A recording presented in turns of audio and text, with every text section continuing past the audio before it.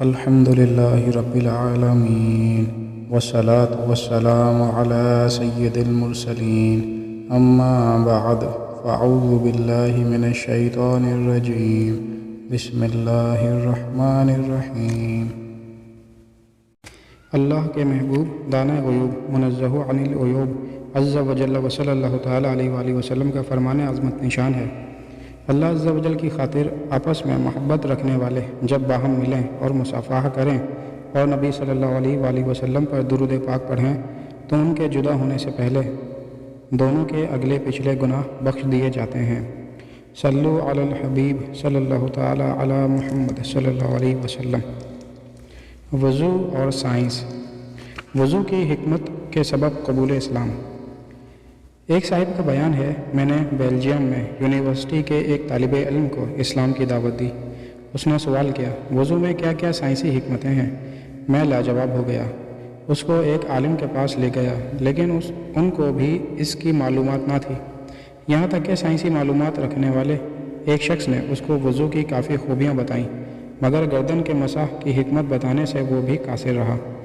وہ چلا گیا۔ کچھ عرصے بعد آیا اور کہنے لگا، ہمارے پروفیسر نے دوران لیکچر بتایا، اگر گردن کی پشت اور اطراف پر روزانہ پانی کے چند قطرے لگا دیے جائیں تو ریڑھ کی ہڈی اور حرام مغز کی خرابی سے پیدا ہونے والے امراض سے تحفظ حاصل ہو جاتا ہے۔ یہ سن کر وضو میں گردن کے مسح کی حکمت میری سمجھ میں آ گئی، لہٰذا میں مسلمان ہونا چاہتا ہوں، اور وہ مسلمان ہو گیا۔ صلو علی الحبیب صلی اللہ تعالی علی محمد صلی اللہ علیہ وسلم۔ مغربی جرمنی کا سیمینار۔ مغربی ممالک میں مایوسی یعنی ڈپریشن کا مرض ترقی پر ہے، دماغ فیل ہو رہے ہیں، پاگل خانوں کی تعداد میں اضافہ ہوتا جا رہا ہے۔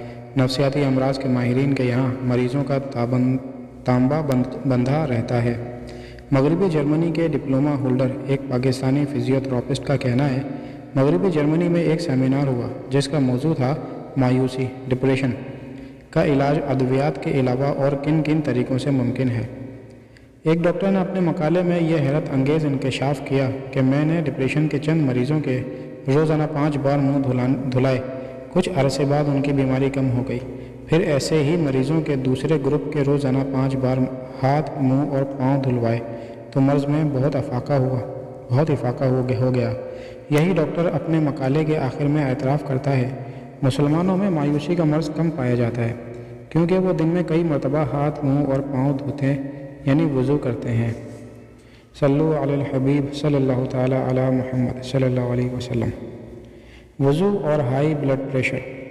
ایک ہارٹ اسپیشلسٹ کا بڑے وثوق کے ساتھ کہنا ہے، ہائی بلڈ پریشر کے مریض کو وضو کرواؤ، پھر اس کا بلڈ پریشر چیک کرو، لازماً کم ہوگا۔ ایک مسلمان ماہر نفسیات ڈاکٹر کا قول ہے، نفسیاتی امراض کا بہترین علاج وضو ہے۔ مغربی ماہرین نفسیاتی مریضوں کو وضو کی طرح روزانہ کئی بار بدن پر پانی لگواتے ہیں۔ وضو اور فالج۔ وضو میں جب ترتیب وار اعضاء دھوئے جاتے ہیں، یہ بھی حکمت سے خالی نہیں۔ پہلے ہاتھوں کو پانی میں ڈالنے سے جسم کا اعصابی نظام مطلع ہو جاتا ہے اور پھر آہستہ آہستہ چہرے اور دماغ کی رگوں کی طرف اس کے اثرات پہنچتے ہیں۔ وضو میں پہلے ہاتھ دھونے، پھر کلی کرنے، پھر ناک میں پانی ڈالنے، پھر چہرہ اور دیگر اعضاء دھونے کی ترتیب فالج کی روک تھام کے لیے مفید ہے۔ اگر چہرہ دھونے اور مسح کرنے سے آغاز کیا جائے تو بدن کئی بیماریوں میں مبتلا ہو سکتا ہے۔ مسواک کا قدردان۔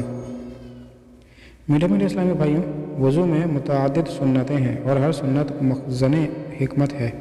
مسواک ہی کو لے لیجئے، بچہ جانتا ہے کہ وضو میں مسواک کرنا سنت ہے، اور اس سنت کی برکتوں کا کیا کہنا۔ ایک بیپاری کا کہنا ہے، سوئٹزرلینڈ میں ایک نو مسلم سے میری ملاقات ہوئی، اس کو میں نے تحفتاً مسواک پیش کی۔ اس نے خوش ہو کر اسے لیا اور چوم کر آنکھوں سے لگایا، اور ایک دم اس کی آنکھوں سے آنسو چھلک پڑے۔